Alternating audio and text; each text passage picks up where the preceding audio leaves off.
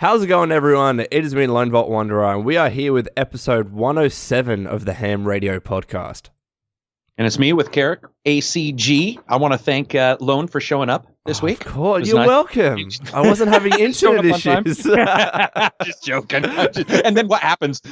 Matt can't come. So it's like, I know, what, right? So clearly, like Matty isn't here. He's got something on, but I'm happy to host and record the podcast today. It's just going to be Karak and I, and there's actually a lot on. There's a lot of news and a lot of news from different sources. So we're going to just jump straight into it and discuss a bunch of things today. The very first thing being Mass Effect being put on ice, essentially. So I'm sure you've covered this more closely than I have, Karak. But for those of you that don't know, obviously Mass Effect Andromeda came out and didn't do too well. I guess we'll call it a polarizing game. I haven't played it, so I can't talk about it that much. But you still haven't played that, huh? No, because I've never been a big Mass Effect person. But right. You know, so what happened with that team? With the team, they decided to take employees from that team, move them to other areas within EA, and they're effectively putting the Mass Effect franchise on hold. And they're still working on patches and fixes for Mass Effect Andromeda, but they've effectively said, you know what, we're not going to work on this game for the foreseeable future. So I want to get your thoughts on this, Karak, because you were talking a lot about this in the chat. Yeah, I'm just sad because, it's iced, which I was talking to Matty in chat and explaining it's a little different than, Fallout 4 to Fallout 5, because at that point, if you know anything about development, they may not be talking about it, but they still have a team that's doing that brainstorming. They've gone out of their way to basically explain that that's not what's actually happening. They've moved everybody to Motive. That developer team is no longer a lead team, which this is their first lead team. That's gone. They don't even have that. I think Wiki even changed.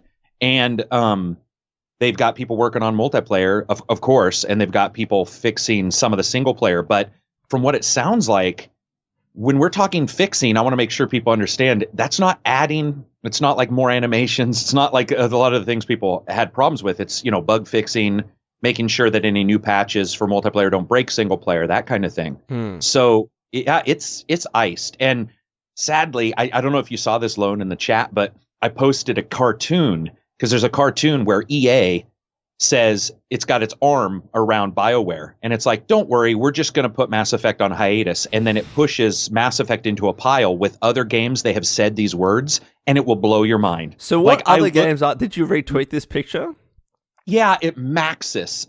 There's a ton of companies they've done this to, where they're like, oh, we're just putting this on hiatus, and then they disappear forever. Redwood Studios, I think. I think that's the term. But they had this cartoon was great. It's a black and white cartoon, and it just showed a bunch of bodies in this like pile, and BioWare's was like the last one that fell in, and it was just like, this is the pile. And it dawned on me, because I just didn't think about it. It dawned on me how many times EA has said something's on hiatus, and it either never returns or returns as a mobile title on Android or something. So they've said this about this, right? But this is Mass Effect we're talking about. And look, it could very well be that they get another developer to work on Mass Effect in the future. But this is Mass Effect we're talking about. Surely this is a title, given its fan base, even though it's a bit divided at the moment, that they would want to, make another game for in the future, but maybe give it a bit of a break and maybe, reassess and see which developer is best or which developers are best, make a new, smaller team. I mean, surely this can't happen with Mass Effect. Well, I mean, some people obviously in development as well as I do. One of the things that sort of scares me is there's really only two ways to look at it. One, you're continually looking at the sequel and you're starting to work on it.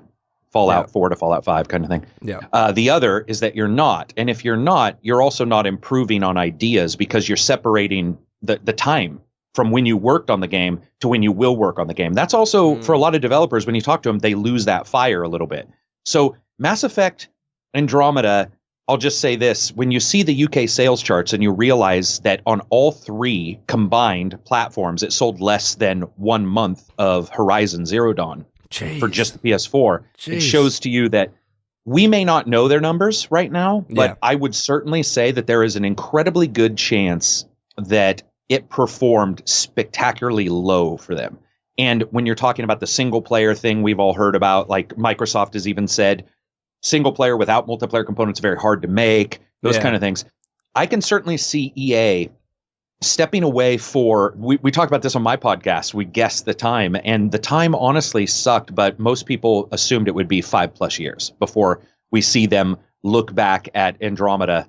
And it won't be Andromeda. Like that's another thing. Like, will it be Mass Effect Andromeda 2? And I just don't think it will. No, I think that I mean, would you agree? Like, would they return to that versus something else? I don't think they will, because I think gamers have shown that they don't forget anything. The internet doesn't forget anything, right? Oh, man, we're like a bunch of elephants, digital elephants. We really are. But if you did a Mass Effect Andromeda 2, and again, being someone that hasn't played it but has seen a lot of reviews about it, it would just be like, oh, no, like they're beating that dead old horse. They're going back to the game that wasn't really that good. And maybe they will try and reboot, for the lack of a better term, and just start fresh and do something else. My only, I guess, issue is that I don't think there's anyone else better to try and work on. If the new game was related to Andromeda, there wouldn't be anyone else better to work on that game than the developers themselves, because they better than anyone else would know what exactly went wrong with the game. Like, they would every day have seen fan criticism, comment criticism. And my fear is, if you move to a different developer, that knowledge is lost. It kind of happens within teams sometimes, where a big catastrophe, a big problem happens, and then they're like, all right, we're going to learn from our mistakes. But then 2 years passes, and then employees change, and no one remembers what really happened in the past. That's one of my genuine fears. Yeah, no, I would agree. Rare is that way. I always tell people the Rare we used to know back in the old days is not the Rare that we know now. And it doesn't mean that they can't perform, right? It doesn't mean we can't get excellence from them. That we can. It's just simply saying that whatever dynamic made those. And I'm just going to be honest. I've worked at places where CEOs have left, and I can tell you, when the two doctors left, the people that were within BioWare, there was a lot of people there who were like, though there is something about the spiritual leaders of a company, regardless if they're in day-to-day anymore, whatever, leaving. It is a huge blow. And a lot of people have left. And if we add more time, 5 years or whatever, I just don't know what they would do. Like, I mean, what do? Do you say, we're rebooting Andromeda? That doesn't make any sense. It doesn't make you any could sense. say we're remastering 1, 2, and 3, which probably would make more sense, because you'd have at least a second generation now of systems more powerful. But you still come up to the ending of Mass Effect 3, which was also contentious. So you have two contentious issues now. It sucks, dude, because I can't tell you how many bad times like Mass Effect 1 got me out of. Yeah. Because it wasn't a great time in my life. And that was, I used it, So if you had the decision, if this was up to you, what would you do with the Mass Effect franchise moving forward? And again, this is hard for us to talk about, because we can only speculate about numbers. And if it was the case that Mass Effect didn't sell too well, then, I don't know how my decision would change. But if it was up to me, and I'll get your opinion on it, I would probably, wait out a couple of years, like with every new game release, unless you're a Call of Duty or something, you're not jumping back into developing a new game straight away. But maybe that's different for some developers. But I'd, take a break for a couple of years, maybe re-release Mass Effects 1, 2, and 3 as remastered versions, get people hyped up for that franchise again, and then again release something different, a standalone that's not related to Andromeda, that tries to go back to the roots of Mass Effect. That would be my decision. But what would you do differently? I would agree, except what I would want to make. In all honesty, I feel that whether it be old fans or new fans, there is something about the, I don't know what you call it, the gung-ho-ness of the Shepard series. And I do believe that if somebody said, okay, we're doing Mass Effect 4, we're setting it forward 200 years, from when all the stuff happened. Here's your canon ending from 3. Yeah. I honestly believe that the biggest mistake they made was by really removing themselves and going to Andromeda. And the reason why is because they said, hey, this is a whole new place, but oh, whoops, we forgot to tell you, all the same aliens are going.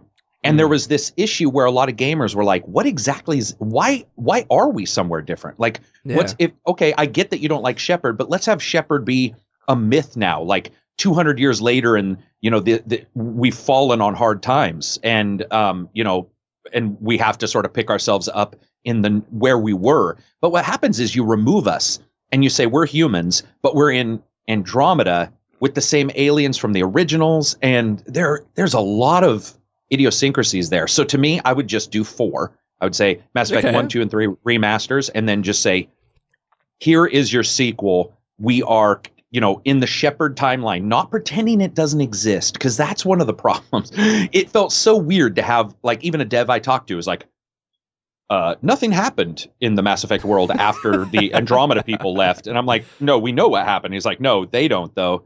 And it just didn't make a lot of sense. And here's another thing that people don't like to admit, but the entire time you're traveling to another solar system, they could continually send you data right behind you. Even if you're both traveling at light speed, it would get there moments after you did, or however long it took for them to send it. So you would know what was happening the entire time. So once you got to Andromeda, you would have all that data. And there was a couple oddities there where they were like trying to pretend you wouldn't know anything, but that would be only if, and they wrote it into the narrative. I think there were so many little caveats. It would be like me and you trying to pretend Matty never existed on the channel. And so when he showed up, I would be like, no, that's a disguise. That's actually Karak.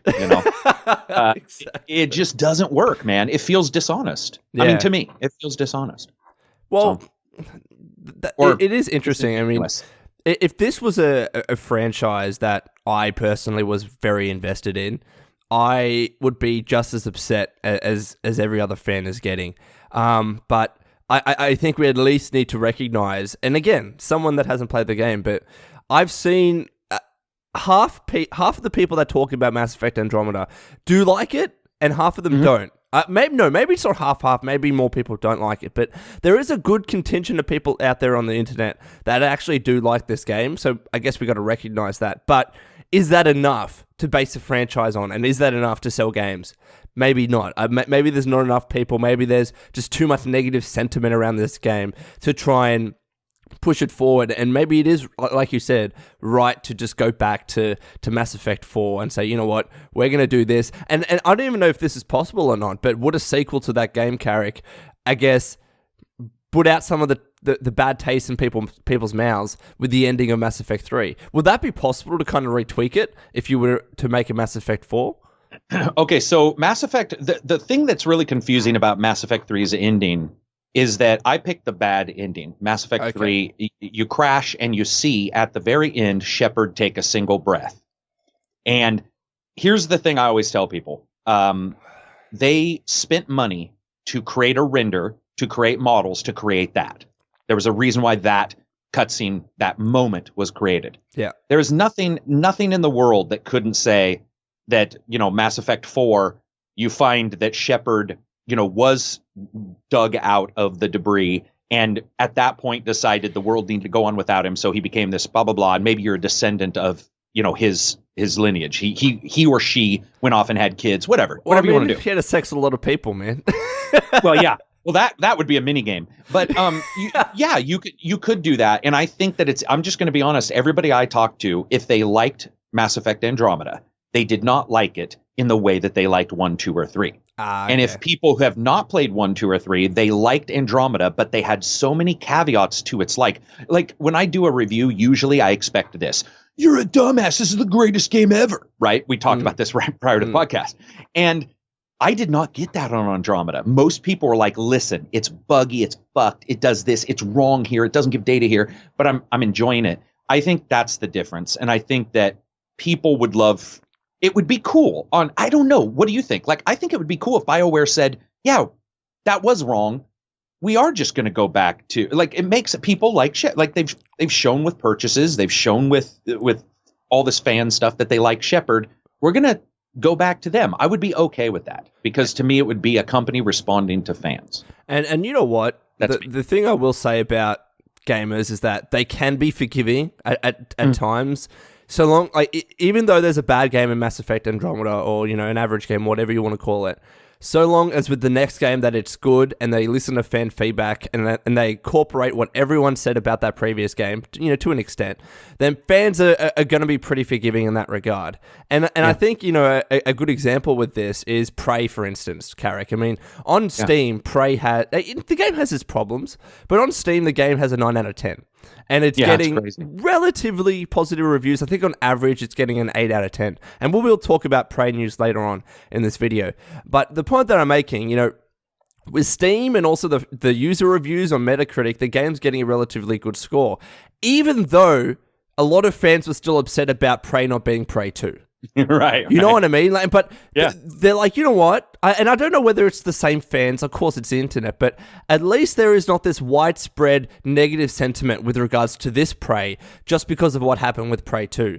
People still saw this game in isolation and said, it's an okay game. It's a good game. We're going to give it this score, an 8 out of 10, a 9 out of 10. And that's what I mean about fans being forgiving. So if they were to, come out with Mass Effect 4, try and continue that timeline, and it be a good game and it's staying true to the previous titles, then you're back on track, really, because it's shown time and time again that fans can be forgiving. And you and I, but we've talked about this tons of times on the podcast, but we know people who are just getting into gaming. My nephew's just getting in. He doesn't know what Prey 2 was going to be, and he doesn't give a shit. Right? He doesn't care. You and I are talking about it because we run game websites and we run game so there's a large number of people even on Steam who are new owners of Prey and they don't know about Prey 1, which is a great game. I really liked Prey 1. Yeah. They don't know that Prey 2 was a trailer somewhere. They just don't give a shit, right? And I like to surround myself with both kinds, people who do have that memory, but I love having some of those people who don't, because that institutionalized hate and institutionalized continued disgust towards gaming doesn't necessarily do anything other than sort of self-propagate this righteous ideal that, like, we were right and you were wrong. And Prey, I had somebody who did say, well, GameSpot gave it a 5.5 out of 10 or something like that. Yeah. And one of the first things I said is, every single game has its outliers. This game is no different. It's the fact that the names are different, and that's bothering you. But here's what's even weirder. Most people say they don't trust GameSpot or IGN. So why do you trust them now?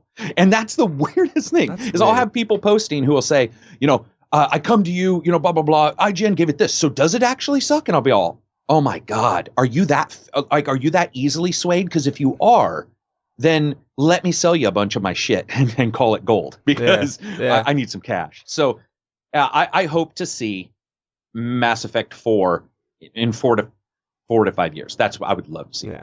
I would love to see it. Well, in a very similar vein, the next news story, Hitman. All right, so Square Enix has decided to, what was the word they used? They've withdrawn from the business of IO Interactive, and they cited a pretty big loss. I think it was 4.9 billion yen, which would be around 40 million-ish US dollars. Yeah.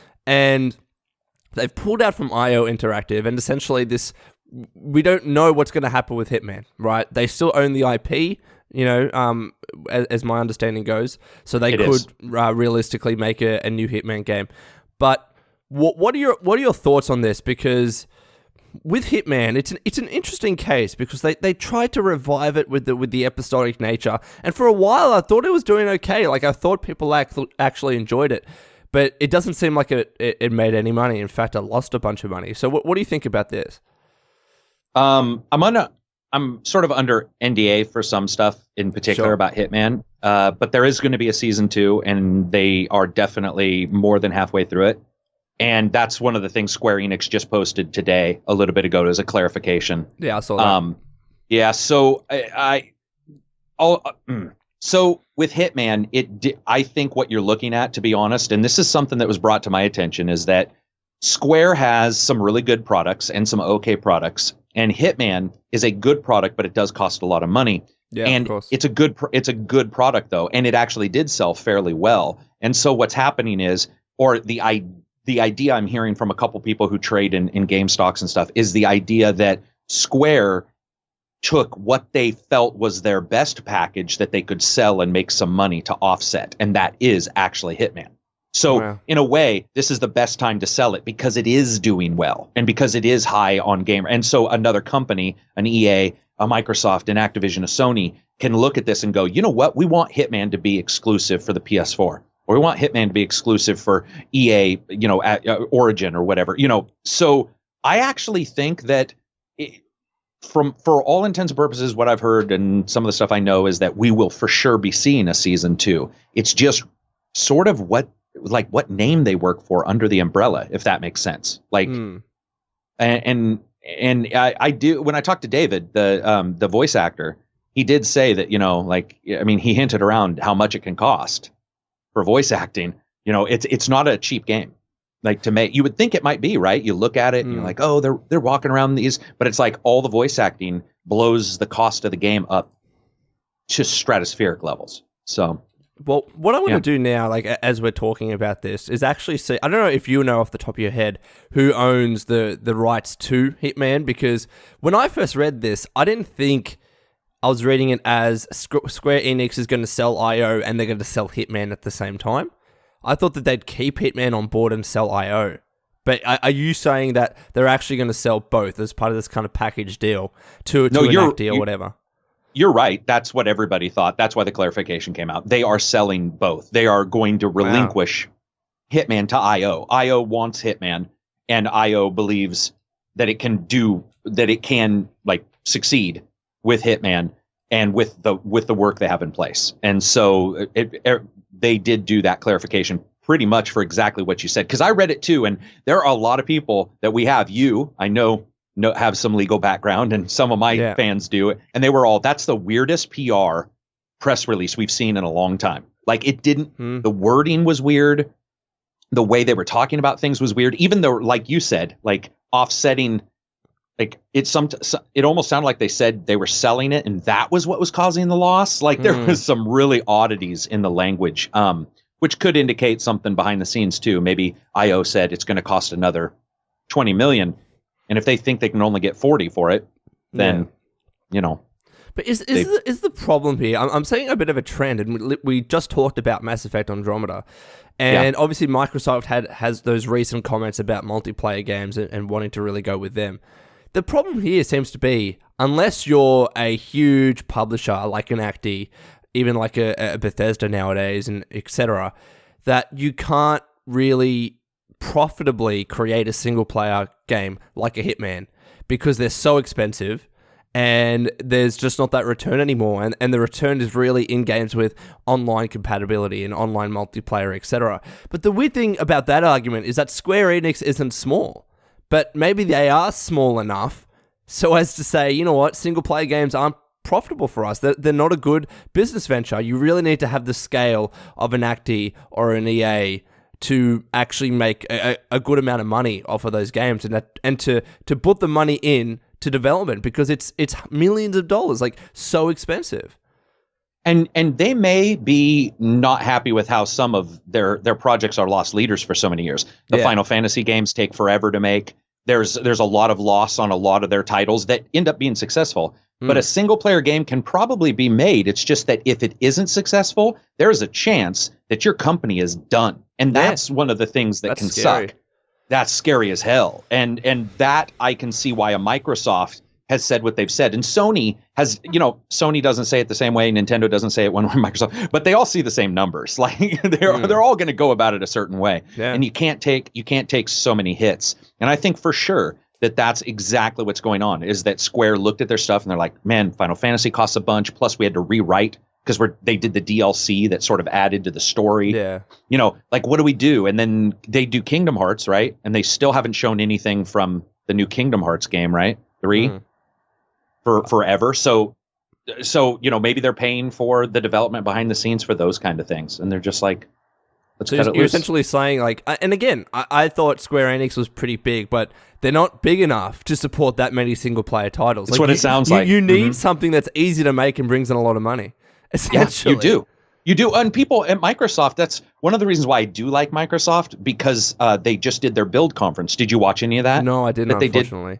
So they covered a bunch of sort of financial, but sort of just how it all looks. And they were saying that, like, the president of Microsoft came out and he's like, listen, Xbox is number one. We're never getting rid of it. Which I think he said because people have always wondered, Are they going to drop it? Yeah. Yeah. And he started talking about just like what makes, like, sort of how things make money. And their graphs are insane. They have stuff, and we've talked about the metrics you can get, but they have, like, people of a certain age living with their mom spends this much. People of a certain age living with their girlfriend spends, and you're just like, damn, son. And so and Sony has the same, right? Of course. And so I think Square has the same in some way, EA, Activision, and they look at it and they're just like, yeah, it's not an environment that is incredibly healthy for a single player massive game that doesn't have an insanely high chance of succeeding, even though Hitman did really well when it came to critical acclaim and stuff like that. So also Hitman Online, being online,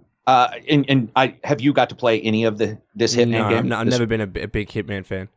So I am, but the online turned a lot of people off, and it costs money to run those servers, a ton of money. And so sometimes I wonder too, if like IO is saying, no, we don't want to drop the online because we want this and this and this. And Square's like, we can't afford to run like these open servers for this long, for this one company that's going to take this amount of time to make season 2.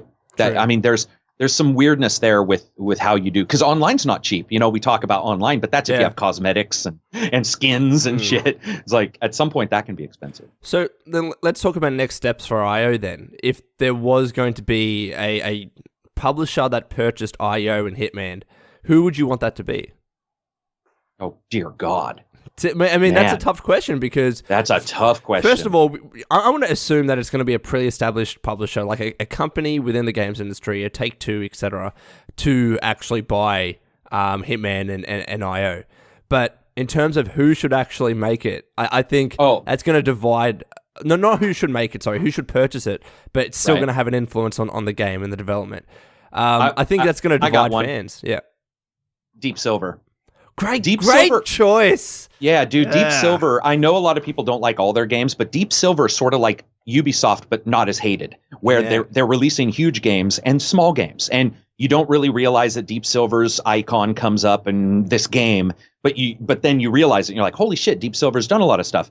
Paradox is very good, but Paradox is pretty small. But I would say that Deep Silver and how they embrace single player and how they embrace people actually making some pretty unique games.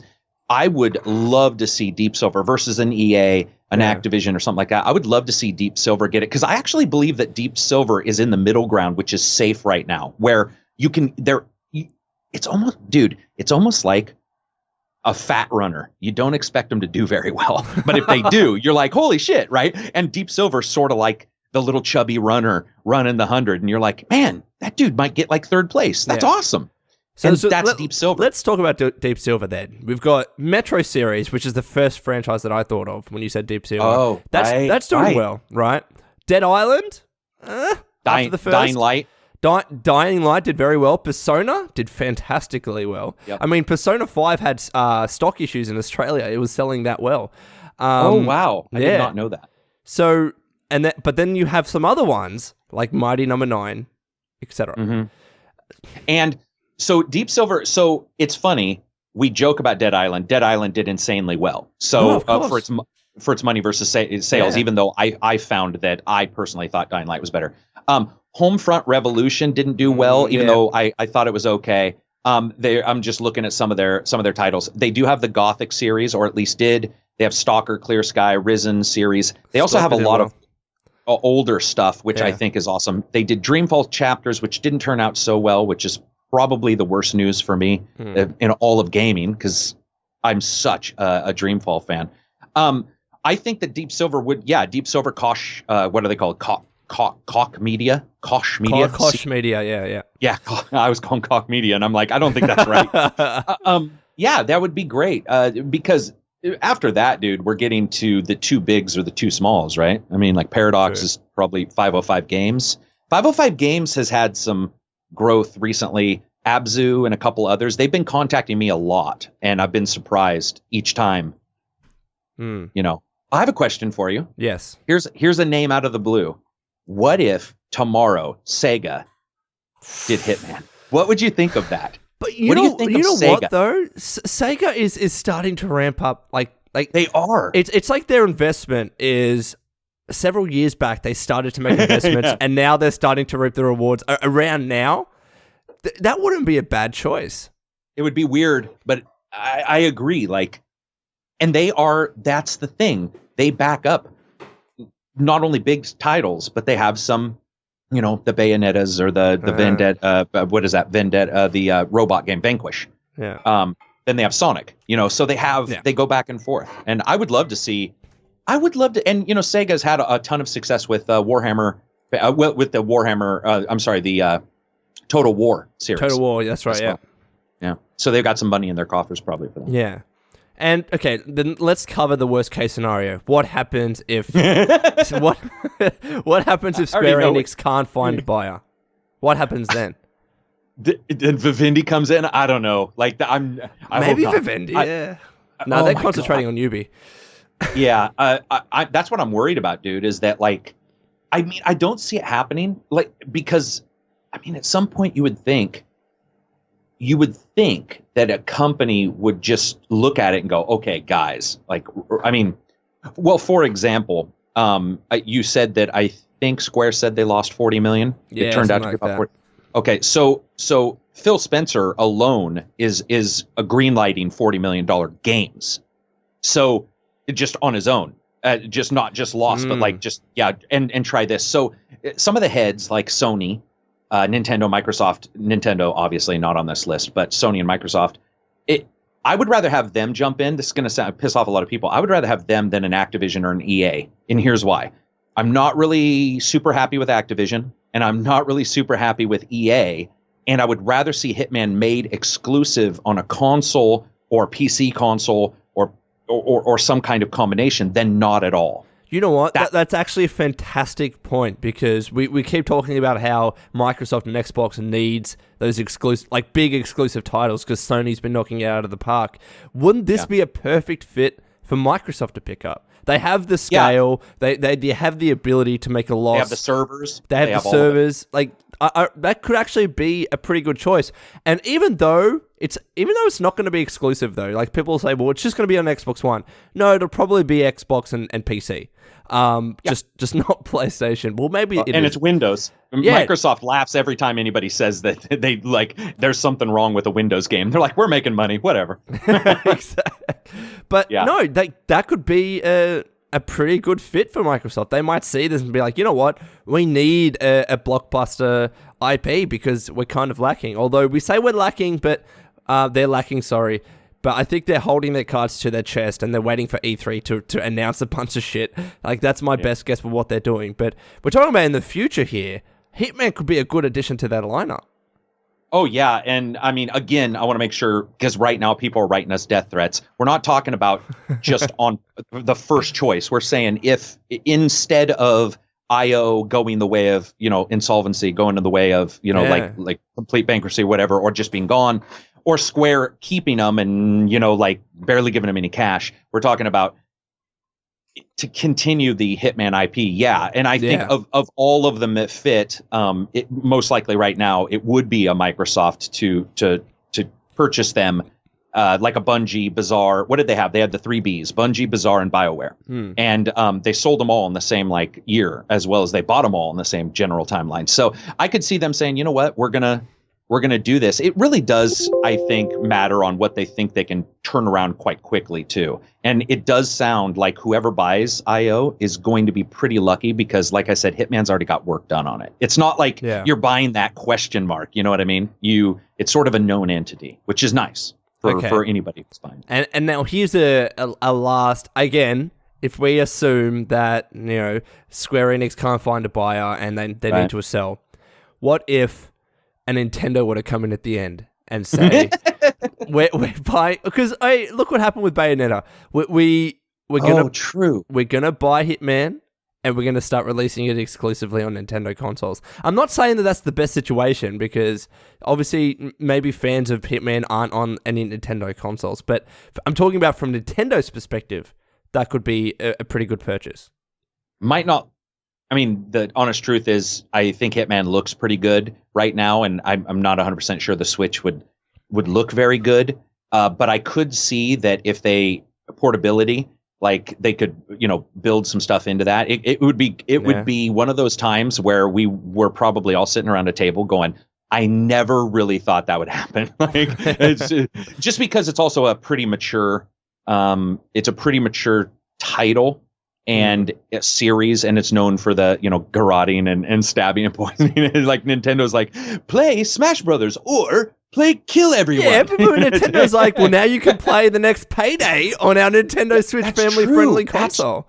Fuck, dude, you're right. That's Payday 2. I forgot. It's a weird world, man. Robin Banks. It's a weird world. Yeah. Okay, it's, you know what? It'll be interesting to see what happens with IO and Hitman. But let's talk about Prey. So the reason why we didn't make Prey one of the highlights of this podcast is because I believe Matty, the day before this podcast goes live, or maybe the day after, he's releasing a Prey video. Maybe I wasn't meant to say that, but anyways, he's going to be talking about it. We didn't want to talk about it too much or make it the title of this video, but we still want to talk about Prey because, all right, I'm about 11 hours into it, Karak. So, and we're not going to talk about spoilers because it's still a pretty new game. Right. Yeah, definitely not. The first thing that I want to talk about is the performance of this game, because I played 9 hours. I think it was like 8 or 9 hours, and made a video about how the performance of Prey was not as bad as Dishonored 2. Like, it was a relatively okay PC port, and I still stand by that. But literally, as soon as I uploaded that video and started playing again, I noticed I was getting frame drops in certain areas, and I was just in this one room, and you can see the stream of it on my Twitch and see how bad those frame drops were. There was this one big, like, reactor room or something like that where my game was frame dropping it was like running at 20 to 30 frames consistently in that room. And even though I just installed the latest NVIDIA driver hotfix that fixed to fix some stuttering issues, also Prey just came out with an update. I don't know if I think I had that installed as well. But the game still has PC issues here and there. It could be just my PC, but aside from that area, the game still seems to be running pretty okay. I think it's just a problem area. In fact, I saw an article, I think it was on an IGN. It is, by the way. Yeah. So I think I saw an article that said everyone is having those exact same issues in that one area because it's so big. And my worry was like, well, imagine if Prey was an outdoor game. Would the game just be running at 20 frames throughout the whole thing? But aside from that, the port's been running good for me. I say port, but it's the PC version's been running good for me. What are your experiences in terms of graphics and frames with that game? Yeah, it's Horizon Zero Dawn had the same issue. It had one particular building, by the way, and no one could figure this out. And that's a console game, so you don't have to worry about all these different systems. And it was having tons of issues in one particular room, and they patched it. Usually, it's a culling issue. It's something where it's overdrawing too much, and there's no need, or there's a special effect that's doubled up. I have been really surprised in how well that ran. The Xbox One does have a couple issues with some particular foliage. And the PS4 normal has a couple issues. PS4 Pro didn't really seem to make a huge difference there. But overall, the only thing I noticed, and I mentioned this in the review, that I'm not in love with, is that the input delay. There's a little bit of an input delay that remains from the demo on the PS4 version. The Xbox One version seems like it's running fine. But there's this odd feel. It's so subtle for some people, and some people hate it, but it's a sway. It's where, like, you hit and your brain is telling you it should move, but it didn't. Oh, it just did. And PC, of course, my PC, that thing runs spectacularly well. I think I'm usually at about 160 frames per second. Shit. And yeah, it's insane.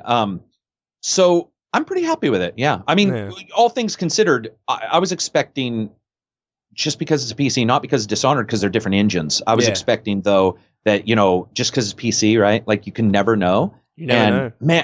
Man, I was so happy, dude. I was like, you shouldn't even be happy. You should be expectant that it runs well. But and again, it's as nice. You said, different engines, but also different developers. It's Arcane, but they're different developers. It's the Texas branch. Right. So, and even though I had that one area where there were frame drops, I got to say, like you just mentioned Horizon Zero Dawn as an example of where that happened. It also happened in Breath of the Wild. I mean, there's this one area, and maybe it's a slight spoiler. I won't say. I'll say the name. Kokiri Forest, right? Everywhere else that game, especially in handheld mode, ran pretty well. Once you get into TV mode, there started to be frame drops in certain areas and when the combat was heavy. But you go to Kokiri Forest, handheld or TV, that game drops frames like no tomorrow. And they released a patch, quote-unquote patch for it, and it was still the exact same. But the thing is, that didn't take away from my experience of the rest of the game. I was like, you know what? It's this one area that's bad. As soon as I exit it, it'll probably be good. And it was. The game ran pretty well, relatively well after that at stable frames. But talking about PC issues, I know you want to mention this. IGN's review, 4 out of 10. So for people that don't know, IGN reviewed Prey. They gave it a 4 out of 10. And the main reason behind that score, as far as I could see, is that IGN was one of the rare instances of Prey having a game-breaking bug where the save file corrupted and they just couldn't continue. It was just completely bugged out for them. And you can't deny that it was bugged out for them. The fact is it was. But the discussion was whether they should have released a final review and gave it a 4 out of 10, or whether they shouldn't have given a score at all and just talked about their thoughts about the bug because they didn't finish the game. Whether, as Karak said before the podcast, they should have released a review in progress instead of actually doing the final thing. And once the game started working again, they can do the final review, mention they had a game-breaking bug, consider that into the final score. But then, so there's a lot of things that people are saying that IGN should have done. I want to get your thoughts as to IGN's review, and then we can have a discussion on it. Yeah, I mean, the real question is, if that's a 4, what the fuck does a game have to do to get a 0? If it doesn't run, if you can't play it, and if you can't beat it, I don't expect a reviewer to beat every single game. There are issues. I've had bugs where I could not complete a game, and I would still do a review if it was 95% of the way through. Yeah. But what we're seeing here is a situation that's questionable for a couple reasons, and it's certainly something that like, I don't know what this person experienced, so that's very difficult. Yeah. And I wouldn't want somebody second guessing me here's the difference. They wouldn't have to, because I would never release that review. It would never happen. It would not happen. And there was a slight attempt, and it stopped pretty quickly, but there was a slight attempt to try to blame it on Bethesda's review policy, to which I just have to say, everybody else was under the same review policy. Yeah. Don't ever say that, because if you say that one single game in a release list and its slight change to the embargo has thrown you off so much that this is the result, there's an intrinsic problem within your entire company.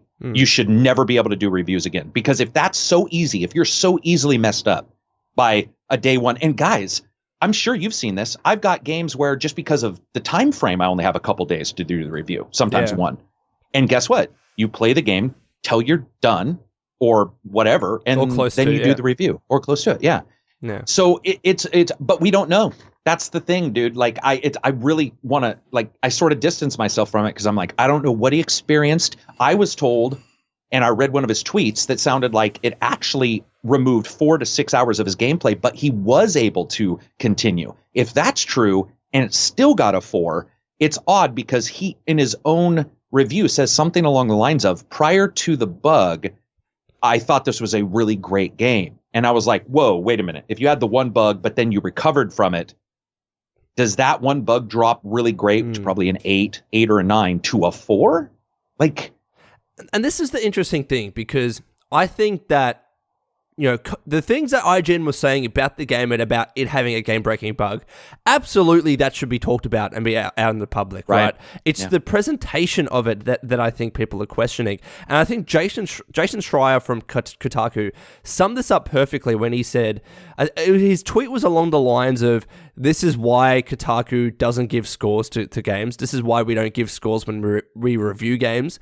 And I kind of agree, because I for one, have never been a big fan of giving a score to a game, because you're kind of condensing all of your thoughts and opinions and important views about a game to this kind of arbitrary score where no one knows how it works. Like, no one knows when you give a game a 7 or an 8 or a 9 or a 4 or a 0.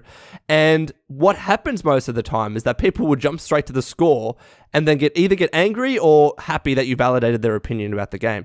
And then you've just missed everything the person has said about this game.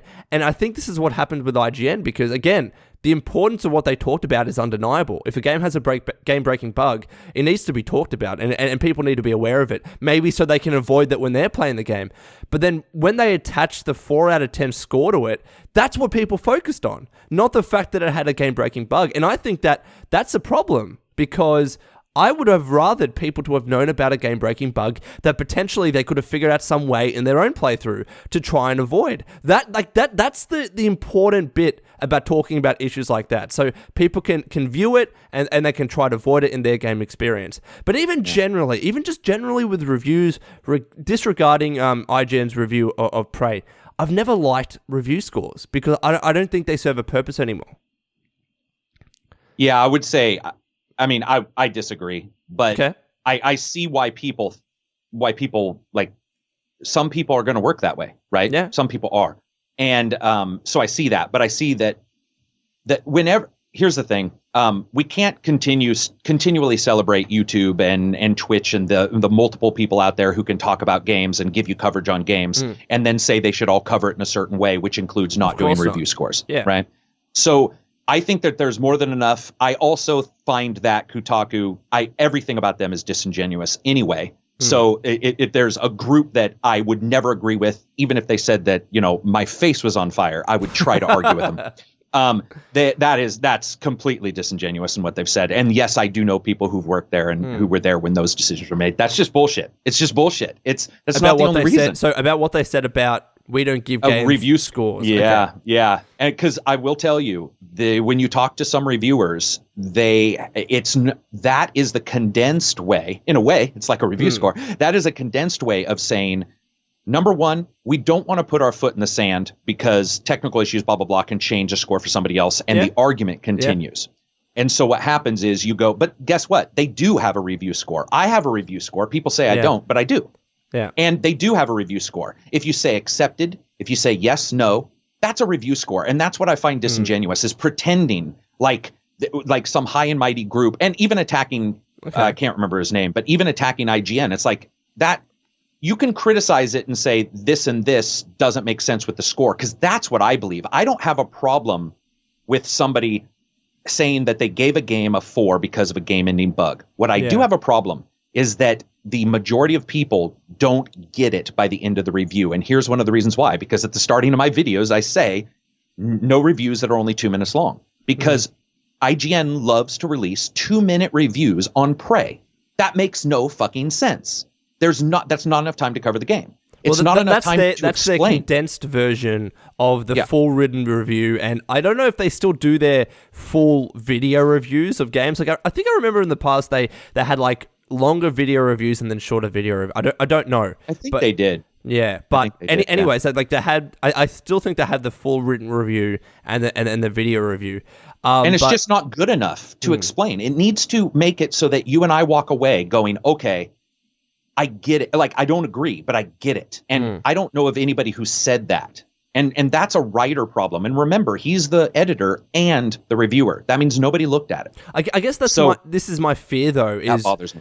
I completely see your point of view about review scores, because even arguing against myself, they do serve a purpose in the sense that very quickly, just like a Rotten Tomatoes score with a movie, very quickly you can get a quick sense of what critics generally thought about a game or what critics generally thought about a movie. Like, I can go to a Rotten Tomatoes, see that latest Guardians of the Galaxy got an 89%, see Logan got 80+%, and say, you know what, that's generally a good score. I could probably go into there and enjoy this movie. But my fear is that when that starts to become the sole important source of obtaining, of understanding whether a game is good or not, that's when issues start to arise. Like, that's when you start to look at a score that's like, oh, it's an 8, but you might have missed all of this great knowledge and understanding of the game that was in a written review because you're so solely focused on a score. And again, I'm not saying that they should go away entirely necessarily. Maybe it's a cultural thing. Maybe you can still have review scores, but hopefully fans will actually start to read them and prefer their actual written opinion and the video opinion over the score itself. But my takeaway from all of this is that whether or not you disagree or agree with IGN is up to you. It's personal opinion. But what I didn't like is how it was talking about a game-breaking bug and then everyone focused on the review score. I think the fact that there was a game-breaking bug should have been talked about and should be the highlight of this so people can avoid it. And also so, as it seems like exactly what happened, Arcane can fix it, which apparently they did. They did in the same day. Yeah, that's why you just, like I said prior to the podcast, it would have been much easier. And it would have been something everybody... Again, this is one of the reasons why I sort of attack anybody who says, oh, it's because of Bethesda, because bullshit, because anybody normally would be professional enough to not release the review. They would do a review in progress. That's normal. And let's be honest, this is IGN who has many reviews in progress. And so it's questionable why one game gets a review in progress. And then somebody on Twitter went and got all the reviews where they have stated something about bugs and patch and game killing bugs. And it was sort of one of those moments where you're like, oh shit, somebody probably should have thought before they posted this because there's a lot of examples. This is a slightly different topic now because now we're talking about how an IGN and a GameSpot actually approach the process of reviewing a game, because typically what would happen, they would look at who their reviewers are, pick one, whatever the process they choose, who knows. But an IGN would pick one reviewer, it would go through an editor, and then that's how a review is made. But some people are saying you have one person out of this entire company that's reviewing a game. But what happens is that people attribute the review to IGN, not the reviewer itself. So true. Then when people, and this is what kind of, I guess it doesn't really annoy me, but people compare, well, IGN gave this game this 2 years ago, 4 years ago, but it's a completely different reviewer. Like, you can't make those comparisons. But is there a way that can be fixed? Can you have a kind of council of reviewers within IGN that each give like a score, then it's aggregated? But even then, they're always going to be different reviewers. Right, but so first of all, just so you know, the Twitter post that I was talking about, it was all this one reviewer, and there was a pretty damning evidence for like that this is the only game something like this has occurred on.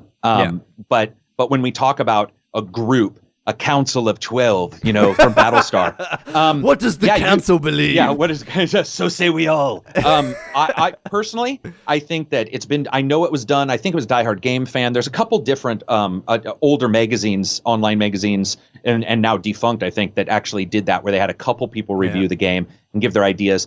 That does work. It does, and there's nothing wrong with that. I think what is wrong with the entire situation can't really be fixed, and that's that everybody does take data a little differently. And the Metacritic systems do the one thing that really bothers me, and we're jumping to Metacritic just for a second because I don't want to blow off that conversation, but Metacritic has a tendency of softening the edges, and I don't like that, because what it does is I don't want to remove the outliers. I don't want to remove the IGN's low score.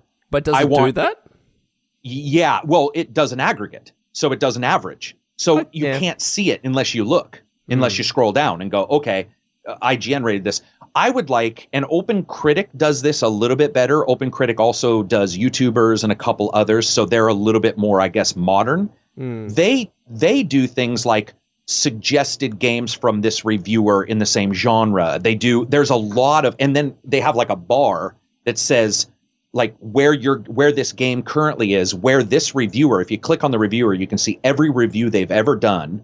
And it says like where they are in the list compared to others. It's a very cool system. And hopefully Metacritic will get that competition. OpenCritic seems to be doing well. Hopefully Metacritic will say, okay, we need to do this. And then I think that'll feed back slowly. It all feeds back, to the reviewers. And also, let's just be honest. It could be human mistake. It does occur where we just have bad days. Unfortunately, of course, this is a big deal.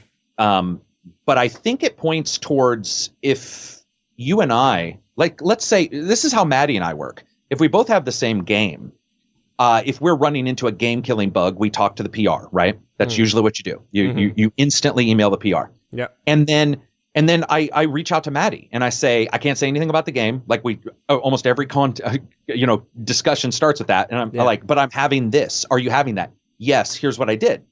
And I personally feel that for whatever reason, this issue in particular, and maybe sometimes some others, people just don't do that. They do have a bone to pick. And that to me is an issue because you are affecting somebody's job. Yeah. When you're not doing yours well. And that is where I start to get a little worried because, man, it's bothered me. Somebody just asked me a couple of days ago, why didn't you review Zelda? And I'm like, dude, I got to beat Zelda. And he's like, well, get on it. And I'm like, I've got other games. And until I do it, Karak. Yeah. He's like, I just want to hear you bitch about stuff. And I'm like, dude, you don't understand. Like, I take this stuff. Wait a minute. I review for people like me where they want to know the person got through it and they have an idea of what occurred. They just want to hear you bitch about, like, they complain about games.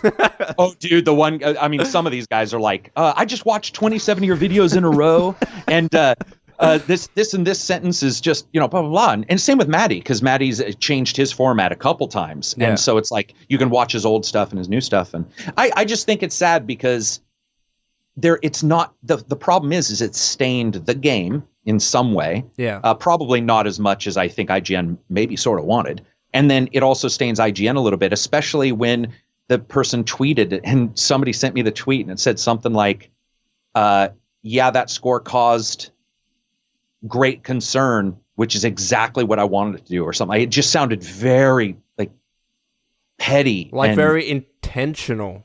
It was all wrong. It's one of those moments where you have a friend, if they're a good friend, they'll be like, dude, shh, quiet. Like step back for a second. And you're like, what the fuck? And then you find out later, like, I was a dick. I thank God my friend was there to tell me. I don't think somebody was there. I think that's what happened is that somehow the safety, you have safety belts for your job. We all do. We have compatriots, we have comrades, we have people working next to us who double check our shit. And sometimes it gets through, I think. Yeah, and absolutely right. I'll give you an example. Like, let's use a completely different example. So there was a couple years back.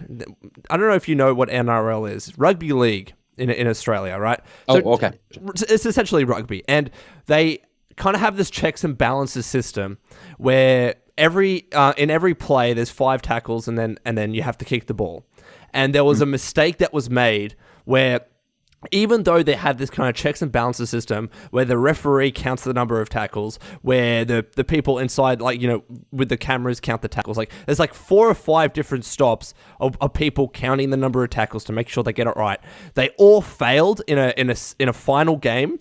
It was part of the final series, and the team went an extra tackle and scored a try as a result of that. Oh, man. And there was this huge inquiry saying, why did every single check and balance in that game of rugby fail so as to give one team an extra tackle and they scored a try and ended up winning the game? And this is in a final series. They ended up winning the premiership after that, right?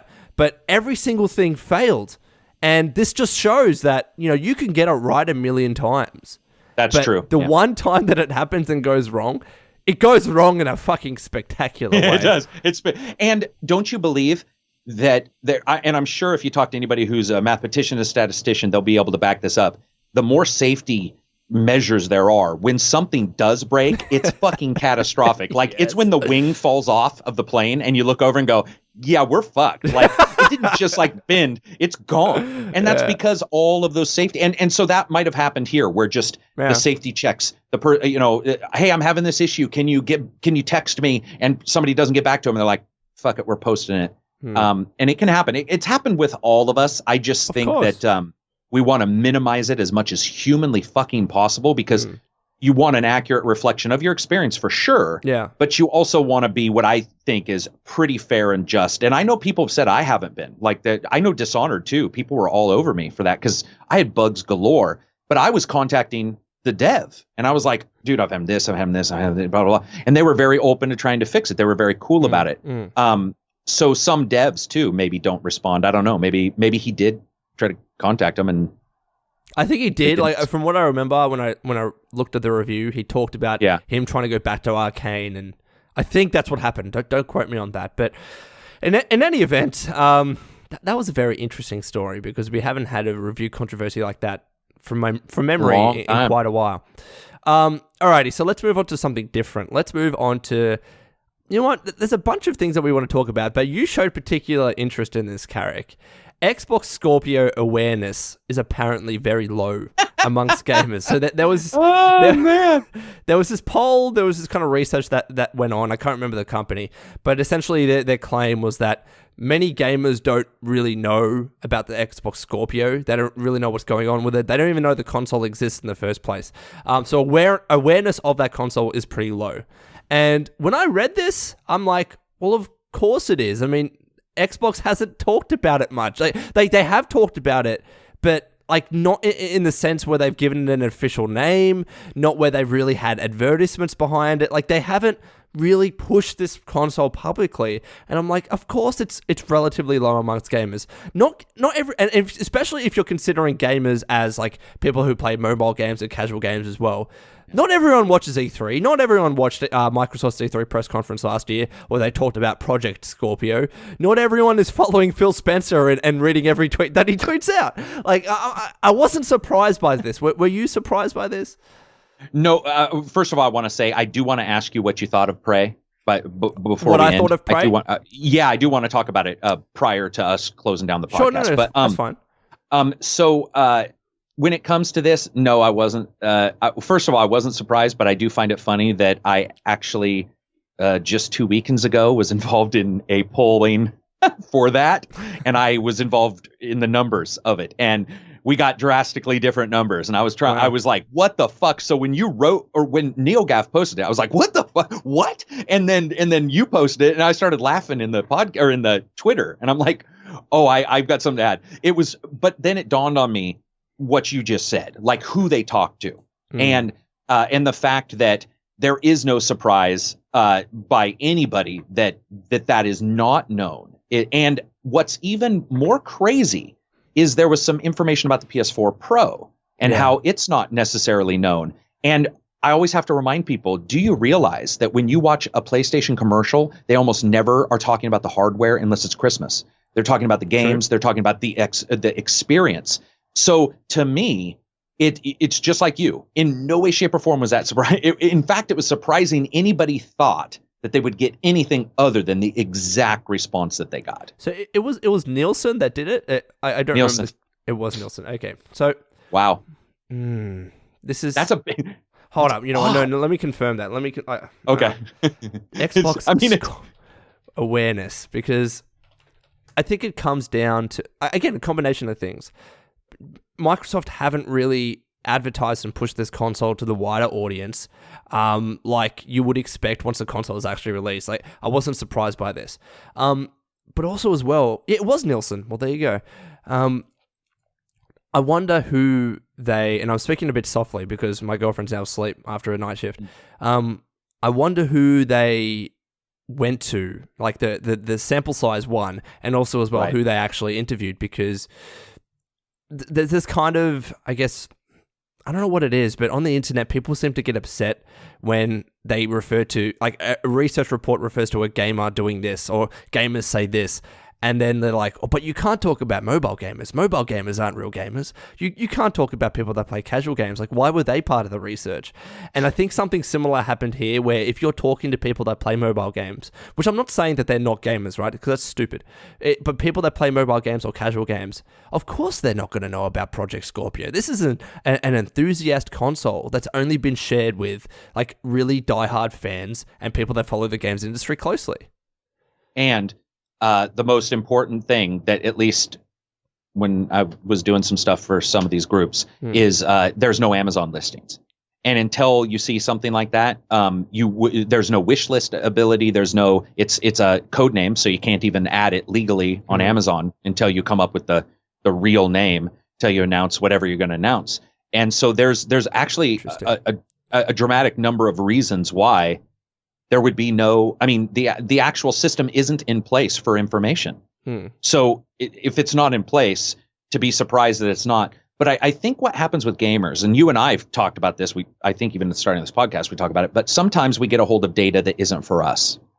And that happens a lot of times. And this is one of them. This is one of the ones where Joe Blow, the console gamer who watches ACG because he bitches about games, is not the person that fucking thing was for. Nope. It was probably a general wide audience touch to see if it had embedded itself anywhere into different groups, how, if there was any idea where that idea was, who was interested, who wasn't, and moving from there. You always have to find out where you are before you can travel somewhere. And we love in gaming to pretend like when we first find out where we are, that's the destination, and it's not. And you know this. Anybody who runs any PR, anybody who runs any metrics of any kind knows that that's the starting point. You have to find out where you're standing. Like, how good am I doing now to figure out how good I can be?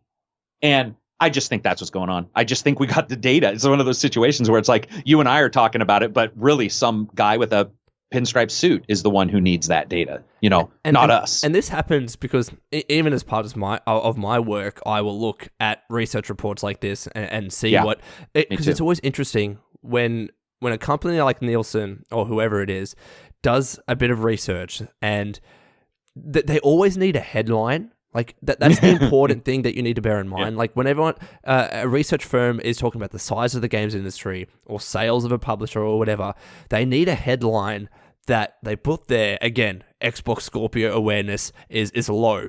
But then when you actually look at the data, you understand like the reasons behind that headline and how it's much more complicated. So I'm sure if you actually looked at this Nielsen report, you would see, oh, so this is who they interviewed. Oh, so this is why it might be like that. Oh, so it's not really that awareness is low, but it's because of X, Y, and Z that contributed to this one headline that you need to be catchy, because that's how that's the entire reason why a research firm will make the headline. So people look at their report.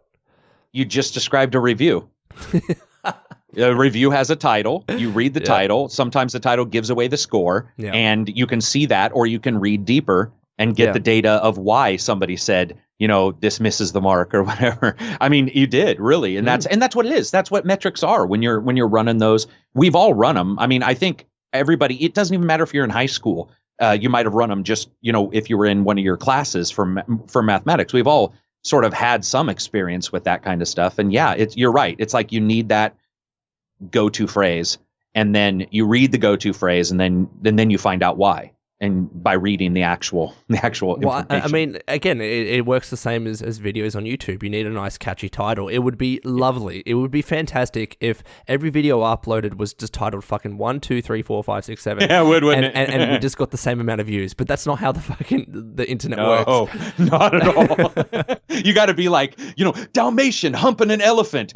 Jeremy's going to review this game. And it's like, why would he put that? Well, it's because this tracker tracks this and this keyword, and oh, Jesus. Yeah, it's crazy. And I'll make the thumbnail look like this, but if I had it my way, it would be a fucking generic thumbnail 1, and then that would be enough. Oh, dude. Yeah, I agree. Do you know how much time we waste, dude? I waste so much time, even just putting my fucking ACG review on a picture of the game. Sometimes I've gone in and I photoshopped ACG on a van in Forza Horizon 3's thumbnail, and only like 10 people noticed it. It took me like 3 fucking hours to do it. And I told my friends, I was like, never again, man. Dude, it wasn't. I'm trying to think of like throughout the course of my YouTube career, if you will, how much time I've spent nitpicking over thumbnails, because you spend like on one thumbnail, you can spend hours, and then and not only that, but then you always need, like for me, I have a consistent design with my thumbnails. The amount of iterations that I've gone through of thumbnail designs and how nitpicky I get, I'm pretty obsessive compulsive in that regard. But I guess loosely tying this back to the Nielsen report, I think the summary is we're not really surprised. They needed a headline. If you look into it, you understand why.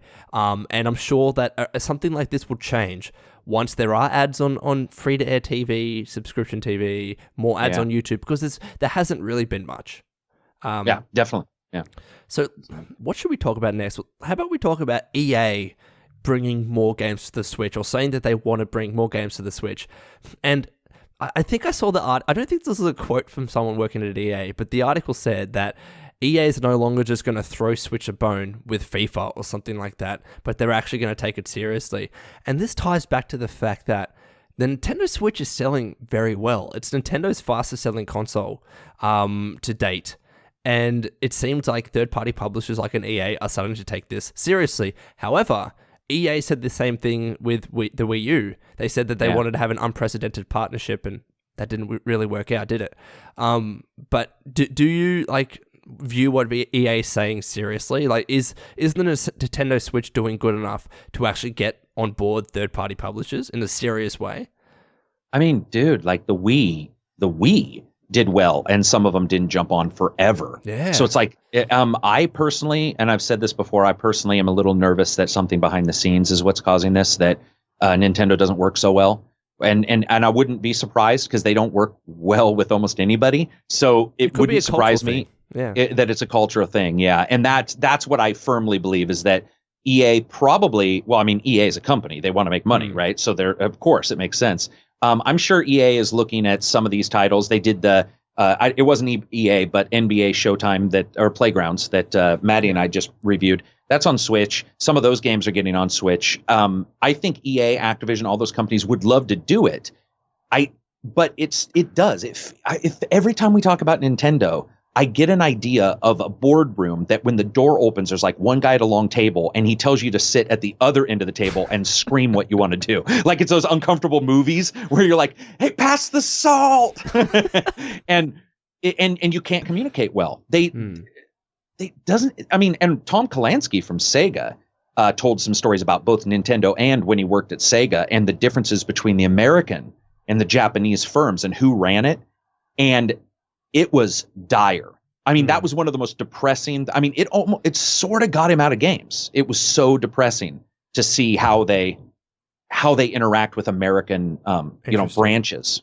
And that worries me. What do you think? I mean, it feels like wordplay to me right now. You know what? It's interesting because I've started to just, I guess, ignore what publishers are saying about, we're going to bring all these games to the Switch, blah, blah, blah, blah.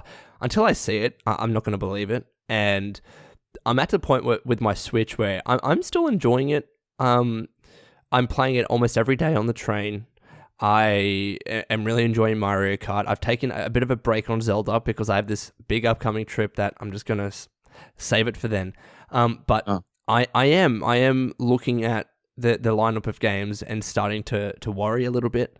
Obviously, Super Mario Odyssey is going to be Nintendo's big thing, but again, first party game. Street Fighter 2 is coming out soon, but again, we've had that game for God. I was playing that game in the 90s, like when I was a kid on the SNES. Easy. What else? Minecraft, but that's on every console. Like, it seems that a lot of the third-party games that have already come to the Switch, or that will be coming to the Switch, are the theoretical throw a dog a bone thing. Let's see if it sticks.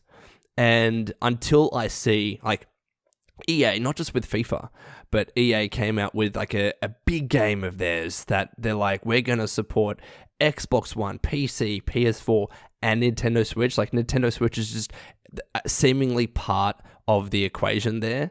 Then I won't believe anything of what's been saying, because I need to see, like, the proof is in the pudding. Once the games are actually releasing, once publishers are talking about Nintendo Switch like it was a PS4, like it was any other console or platform, that's only at that time will I believe it. Yeah, and what's sad, we talked about this with the Xbox One and the PS4, where I know of at least 3 of the so-called exclusives wouldn't be exclusive if the Xbox One had been more powerful. There was an actual issue where the developers didn't feel the game would look good enough for their artistic vision. And so Scorpio, of course, they're like, okay, we'll release this. Unfortunately, Switch is even worse. Underpowered. And so I could see that. But here's the thing, to turn it to a positive for a second, there are some games that I think would be phenomenal on the Switch as long as they ran well. I don't care what they, resolution, but I'm saying frame rate, like they weren't chunky. Yeah. Some of these are like Persona. I think Persona 5 would be fucking phenomenal. I think Resident Evil, of all things, Resident Evil 7 in a handheld, I would, with the light sick. And dude, it'd be amazing. Yeah. So those are 2 games, completely different styles of games that instantly when you say third party, I'm thinking not just EA, but I'm thinking like, the Capcoms and, From Software. If you were to say that the Switch had Dark Souls 4, right, that would be I don't even know how to describe how insane that would be. Like, because it would be a portable Dark Souls. People would get fucking, like leg clots because they'd be on the shitter too long playing that game. So that's the kind of stuff I want to see. And I'm like you. It's like you have to take a step back and be like, you know what? Sorry, you've said this too many times. And we can't believe you anymore. I mean, we can't. Like, it actually hurts to believe these people every single gen Nintendo releases something. It's just getting your hope. Like, I never like, and this is a general thing with me. It's not even specific with this, but whenever I get my hopes up, it's like 9 times out of 10, I always get let down. And it's not just game. It's not just games. It's any kind of entertainment medium. Sex. Exactly. It's like sometimes like you think it'll be good, but it's not. Yeah. You're like, meh.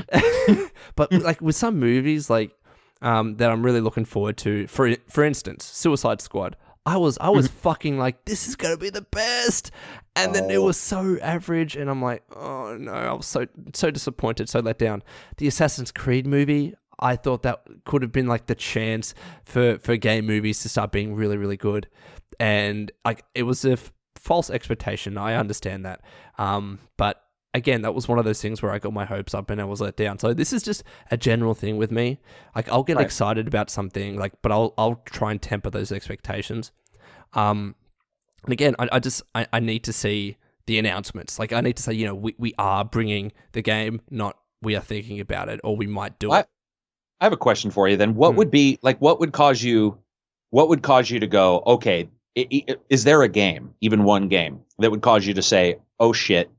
That yes, they're actually taking this serious. BioShock, because no shit. You know why?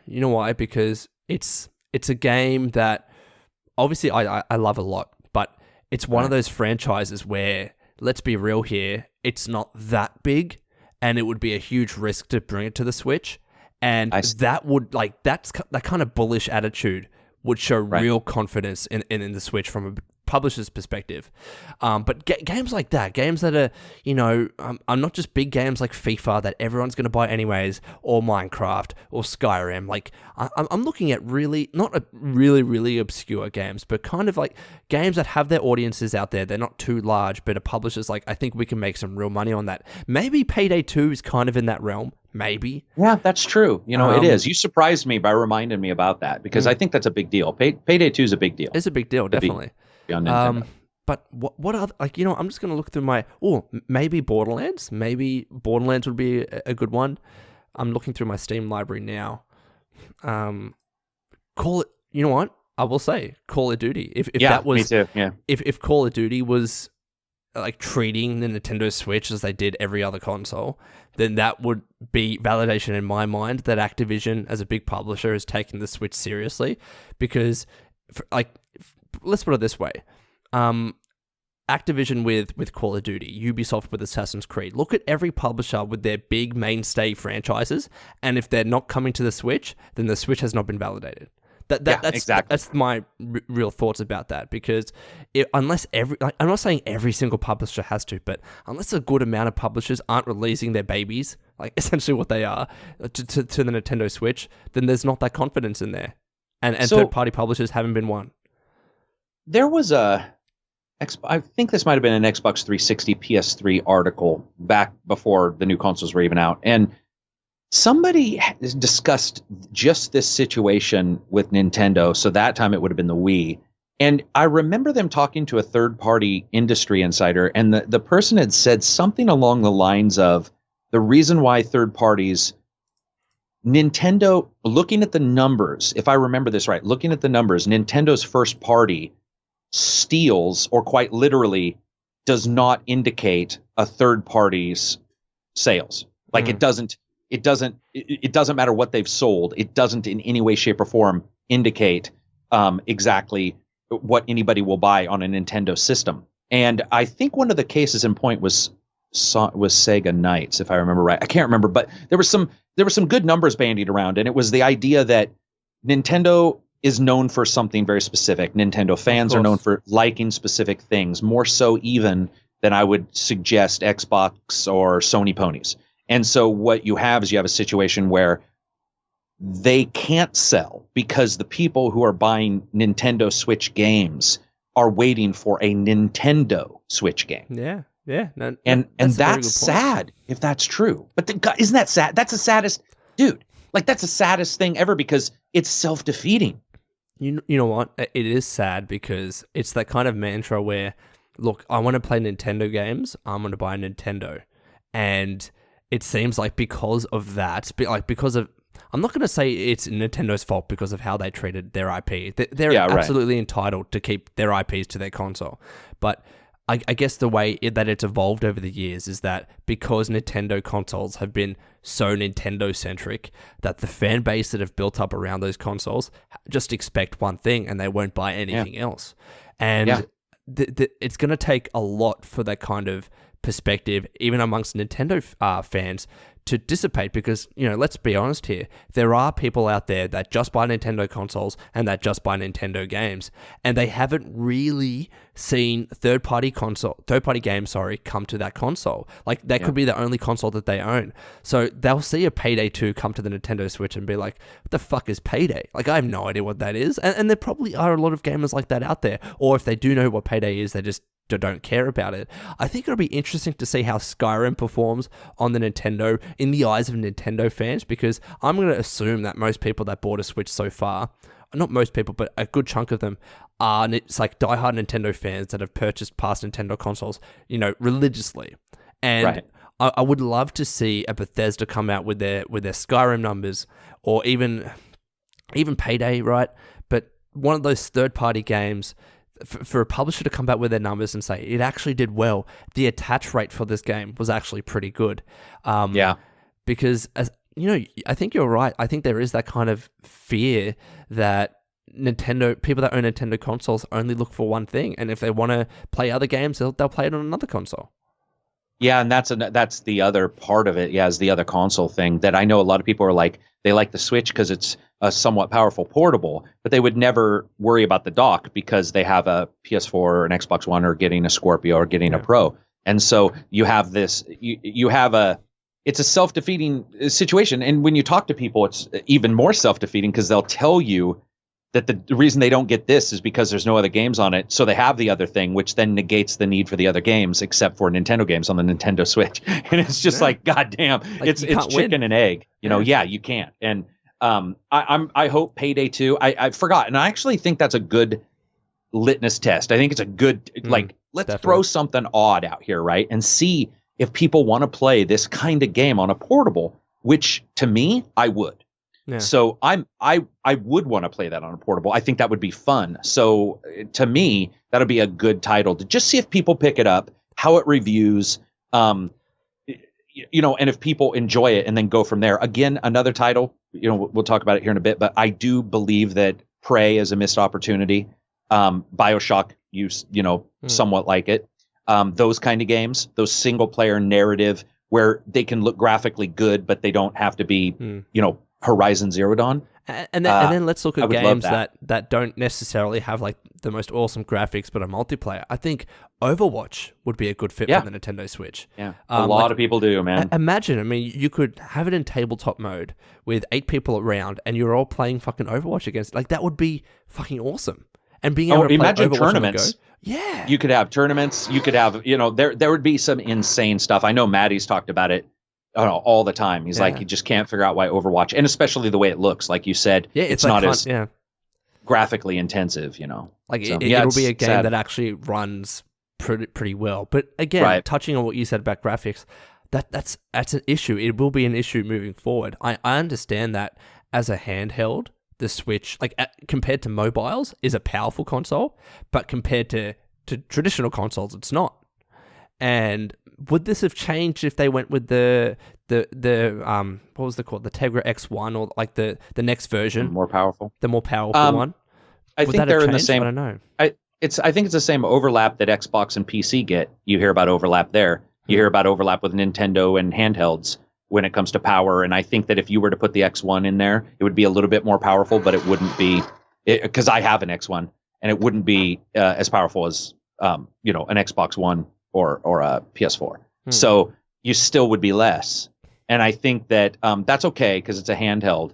But again, I think I've said this a couple times. I'm still confused by the dock situation, and the way that works, why it doesn't add some power, why it doesn't allow for overclocking. Those were the rumors. Weird. I know. And they were pretty substantial rumors, which to me indicates probably a manufacturing issue where they probably couldn't do that.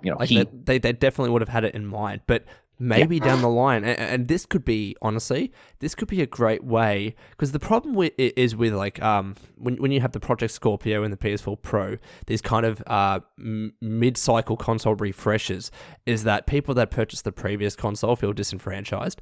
But if Nintendo released a dock that upgraded every single Switch out there, that's fucking massive. Yep. And if it was just the dock, so that means the Switch stays the same. That's exactly what I believe would be the best bet, is to call it that Nintendo Dock 2, whatever you want to call it. Come up with something awesome. The even better toast maker, because that's what it looks like as a toaster to me when the Switch isn't in there. And you plug that in, and it's got a small chipset on there to give you some extra graphical oomph and stuff like that. Yeah, I do think that would be very, very cool. Because it is weird. You plug it in and it works worse, and you're just like, this doesn't make any sense. Yeah. It goes against what I think a lot of people expect, which is portable is less, docked should be more, because it's like a laptop and a desktop, but it's not. It's actually the reverse. Weird dissonance, yeah. Yeah. That's a good way of putting it. Yeah, that's awesome. But all right, no, that's cool. So now you wanted me to end this podcast with my thoughts about Prey? Yeah, because I think you were saying, at least as far as you've got 8 or a 9 is about where you would expect good game, not the most amazing game ever. Without going too much into it, what do you like? What are you liking so far about it? Oh, it has to be the story. And again, I'm a bit of a mark with video game stories, but this game, the way it teases at the story, it's doing so at a really, really nice rate, and it's keeping you curious at just enough pace. Like, I'm always wanting to just push through the main story, skip the side quests, because I want to actually know. And people keep telling me, oh, the ending, bro, the ending, or the endings. Like, you're going to be fucking surprised. That's definitely the main aspect of that game that I'm absolutely loving. And again, maybe it's because for instance, with Bioshock Infinite, I really liked that story. And when I end a game like that and the story, there's a big twist and I get goosebumps, like that kind of shit is what I remember. Like, if there's anything about, I think when you play a video game and it has a great story, that's what you remember most about anything else. At least in my experience, I don't remember, how cool were the fact that you could use a skyhook in Infinite and traverse between buildings. I remember that, but what sticks in my mind is like the story, right? So I'm really liking the story of Prey. I guess the combat is okay, but it was never meant to be the standout, I don't think. Yeah, right. No. Like, with the glue gun wrench mechanic, it's always meant to be that kind of passive thing. And I'm playing it on hard as well, so every fucking room I'm on edge, because you will die. I've died so many times in Prey, it's not funny. Yeah. Because I'm playing it on that difficulty. Because you're not meant to be overpowered. You're not getting these crazy guns. Even when you get the Q-beam, you can do a bit more damage. But even then, you go up against a telepath or a technopath, whatever they're called, you're going to get fucked up. Like, that game is not really meant to be about combat. Combat is just, you're given enough supplies and enough guns to keep you alive, not to plow through. Exactly. I think that the combat's okay. What else about it? The environmental storytelling obviously is fantastic. I love games that have audio logs. Like, games that have audio logs make it so much easier to be able to tell subtle parts of the game's narrative and the lore and the setting of the game, instead of having, like, and even though Prey has this, like, you have to read terminals or computers and books and magazines every now and again if you really want to get in depth to the lore. But when you have audio logs, like Prey does, you can go about your day. You can go fight enemies. You can explore as these audio logs are playing. It's the best way to tell different parts of the story. And to be honest, like audio logs are exact same as the radio. When you have January and Alex call in and tell you stuff, it's the exact same as an audio log. You're continuing to play, and it's still telling you the story. You're not stopped by a cutscene. You don't have to stop and read something and feel like, oh, this is so boring. Why am I reading? I love games that do that, and I hope that more games do that in the future. And it's so easy too. You pick up an audio log, you just press L, and you listen to it, and you could keep playing. So I really like that about the game. I don't know if this is a spoiler. I'll give a warning now, but when you go outside into space, I fucking love it's that. Not a spoiler. Yeah, that I asked a bunch of people as well, and they were like, "No, that's been shown and stuff." But yeah, it controls so fucking well, dude. I'm glad I was watching your Twitch right when you went out, and I was like, "Oh, you're in for the very first moment." I'm like, "Holy shit, I'm in space." Yeah. And it's just kind of serene. You're floating there, and it's beautiful. Light seeping through, and you can see the planets and the station.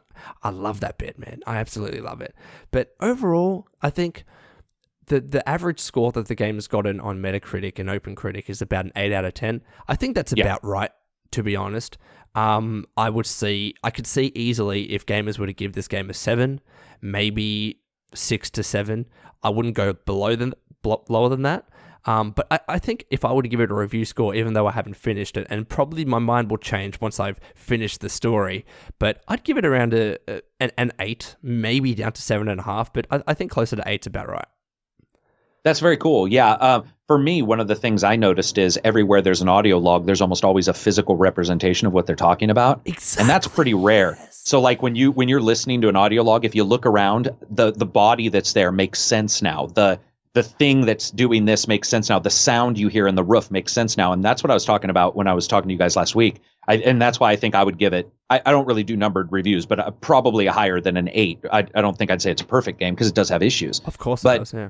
The reason why is because there's various levels of story being introduced to you. And I think that, Matty did a post where he's like, man, he wasn't hitting the story just right, blah, blah, blah. And I'm like, I totally get that because while I did, and while it sounds like you do, it sounds like I'll be high, you'll be middle ground maybe, and he'll probably be in the lower. Mm-hmm. At least he was when I was talking to him on Twitter. That makes sense to me, though, because the way this game delivers info it is indeed a lot like a BioShock. It is indeed a lot like all those kind of games, but it isn't exactly a guarantee you will get it. Yeah. It isn't exactly a guarantee, additionally, that you will get it in the same rhythm in which the developer set it up. And the developer just spent 2 hours playing with Game of Sutra, and they broke down he just sat there and talked about the development. He talked about multi-layered story, and they just released the video this morning. And it's insane because all the stuff I was talking about, I was like, and I think I hinted to you guys, I'm like, I could just be seeing too much, and this is not occurring. Like, your brain is like, oh, but everything I said, he's like, and then we did this and the shape of the room. And I was like, holy shit. I mean, there's so many levels of intricacy that just that, even though it may not come off perfect for everybody, is still to me a sign of somebody who took it to fucking heart, who said, yeah, it's not Prey 2. It's not Prey 2. We're not bounty hunters. But what we are going to do is make a good game called Prey 2. And I think that that's the best you can do. And you know what I said? I said very similar things in my impressions of Prey. I said that I like this game, but I like this game and I like the story because I liked games like BioShock. And if you didn't, if that wasn't your thing, then you might not actually like this game. It's one of those things where you really need to like that kind of style. And I just so happen to. I mean, BioShock is one of my favorite games of all time. And this is just not a part of the podcast where Lone talks about BioShock because he wants to. This game is so heavily influenced by System Shock and BioShock, it's not funny. Oh, I mean, a System Shock 2 even more so, I think. I mean, you talked about environmental storytelling and how when you listen to an audio log, you actually saw like segments of that in the same area. BioShock did that. Like one example that I remember is this guy electrocuted himself in BioShock, and you listen to the audio log, and he's like, "Oh, don't kill me! No, he got electrocuted by someone else." And he's like, "Don't kill me! Oh, gotcha. Tell me the secrets or something like that." And he got electrocuted, and the audio log is sitting by his dead corpse, and you can see the electricity shooting out from the fucking wall.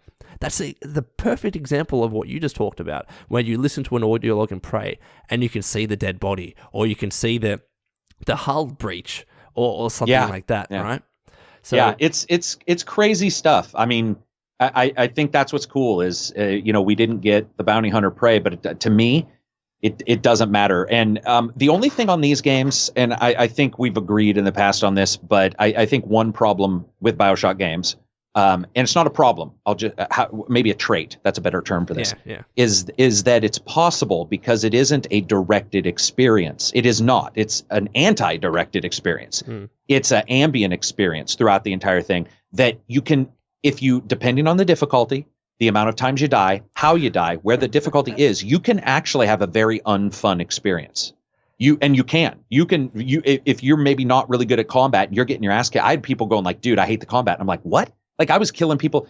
And then I was telling people, oh, use the glue gun left and right of the bad guy and then above him to create a cage. And they're like, you can create cages for bad guys? I'm like, yeah, that was like the first, but they didn't think of that. And so when I showed them, they're like, oh shit, that does change this or change that or make steps on the wall. And so if you don't know those, I totally can see somebody saying, this is a 6. This is it's a pretty good game, because that's its entire thing. That's its entire what's setup. Funny though, I mean, again, I think it's easy, normal, hard, and nightmare. And I don't even want to fucking imagine what the game is on nightmare, but I'm playing it on hard because my stream forced me to. But even though, there are parts where I'm dying a lot and I am getting physically upset, because I think resource management in this game is particularly hard, especially on those harder difficulties. I got to this one point in the game where I had no health, no ammo, absolutely nothing. And I was going, every part that I went to, there were enemies in every fucking room. The one door that was locked, I needed to sit there and continually press the door to speak dialogue. You had to have certain dialogue recorded, and that was the only way to open the door, because it was voice recognized.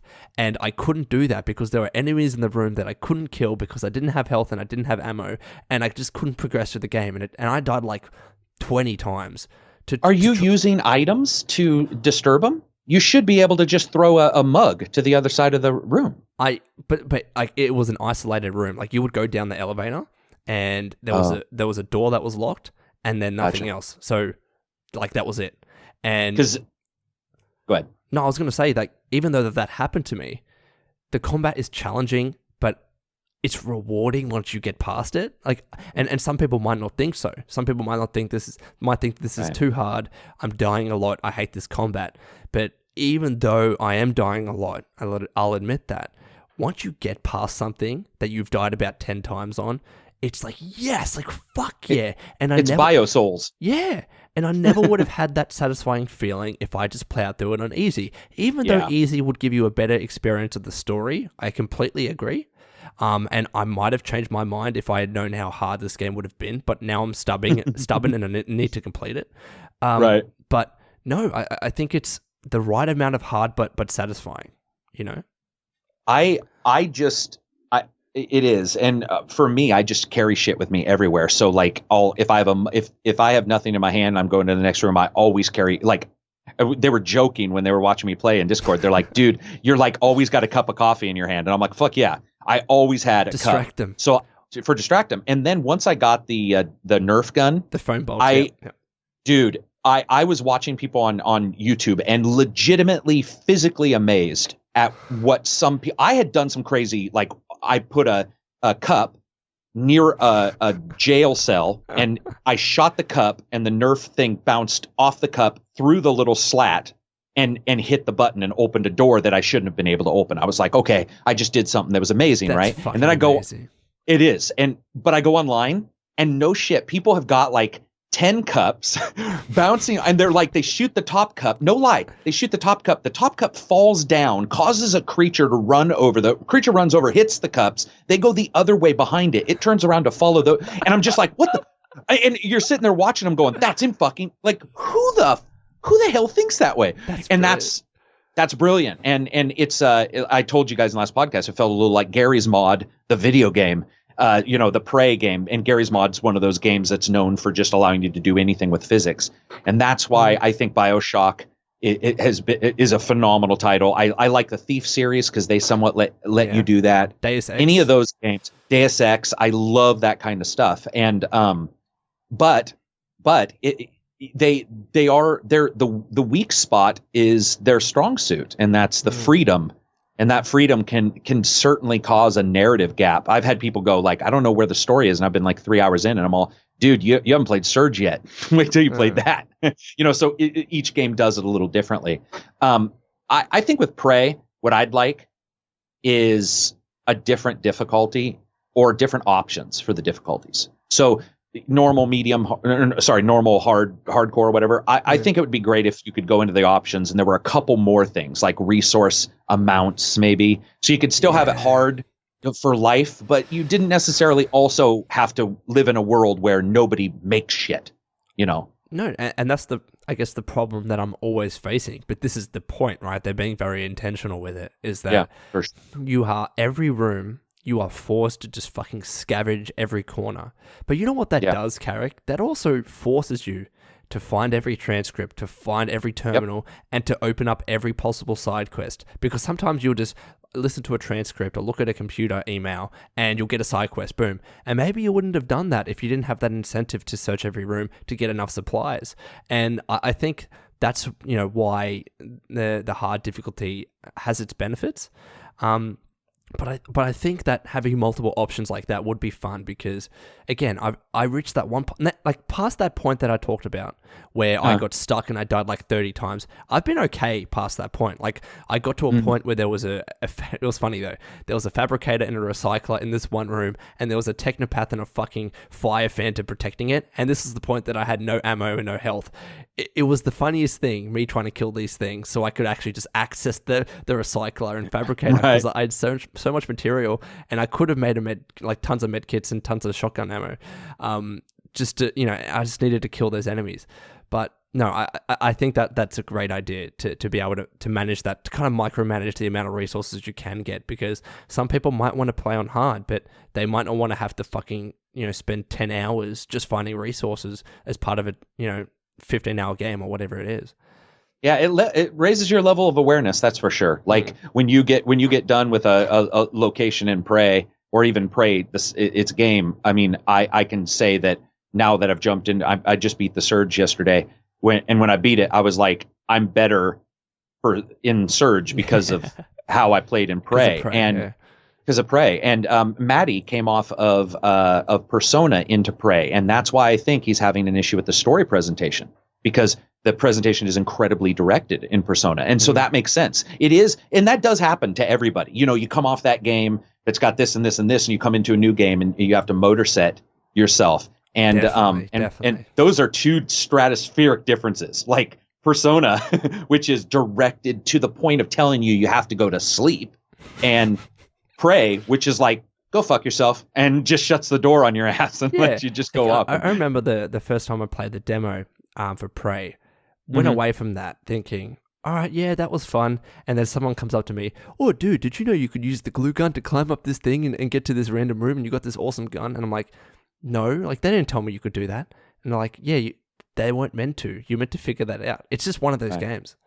Or I loved barricade. When I first learned or thought of learning to barricade walls and windows with the glue gun. So I would go into a room and I didn't want to have to fight somebody who might sneak up on me. So I barricaded the doors by just shooting glue into them, barricaded the windows.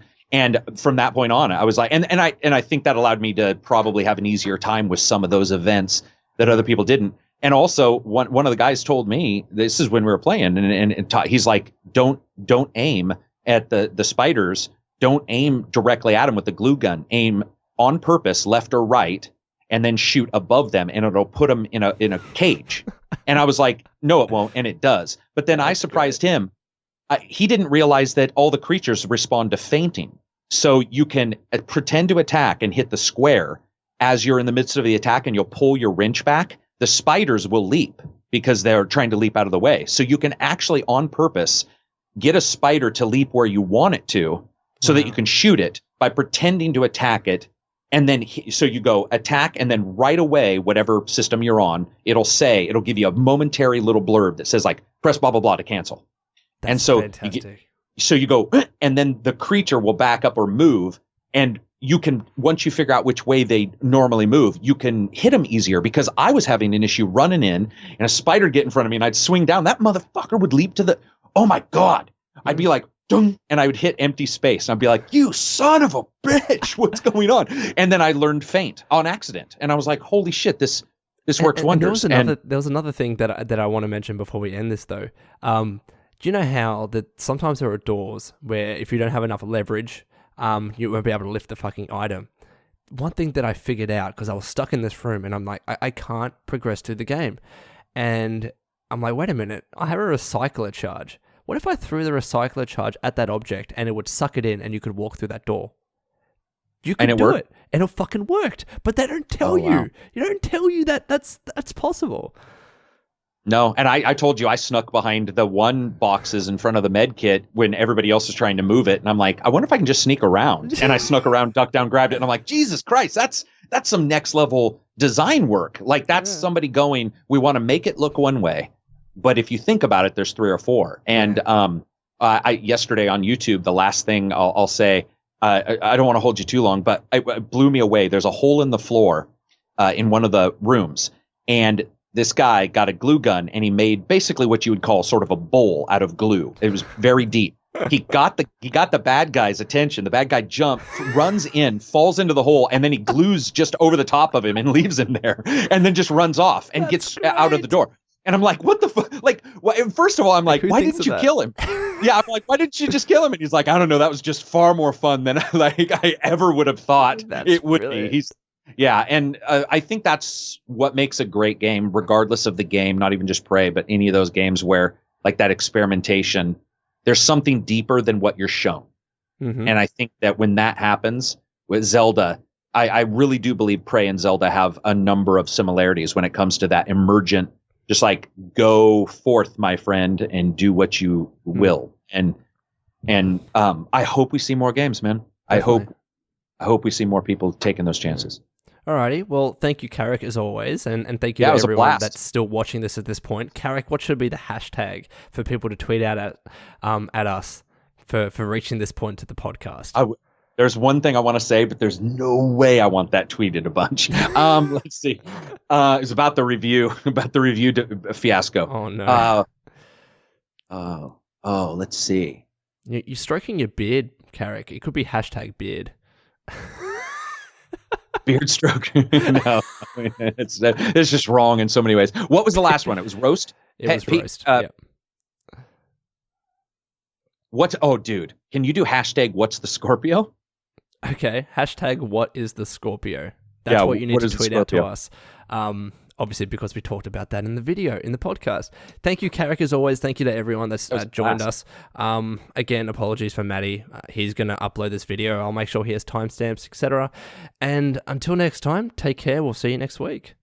Peace out.